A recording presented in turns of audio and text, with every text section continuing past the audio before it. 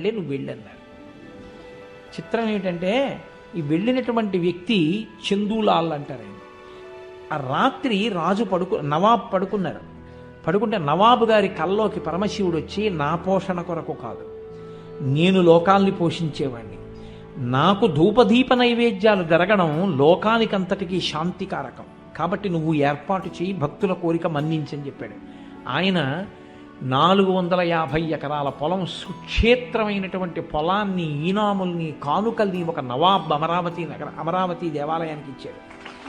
ఆ తరువాతి కాలంలో ఎందరో మహానుభావులు కానుకలు ఇచ్చారు.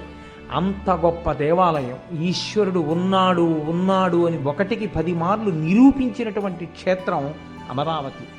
అందుకే దాని పేరే అమరావతి. అమరావతి అన్న పేరు దేవతల రాజధాని. ఈ భూలోకంలో అమరావతి అన్న పేరుతో ఉన్న ఏకైక క్షేత్రం గుంటూరు జిల్లాలో ఉన్నటువంటి క్షేత్రం. ఎందుకంటే దేవతలు కూడా ఎవరిని ఆరాధన చేసి బలాన్ని పొందుతారో అటువంటి వాడక్కడున్నాడు అని. అంత గొప్ప క్షేత్రం అమరావతి. అమరావతి తర్వాత కోటప్ప కొండ పెడతారు.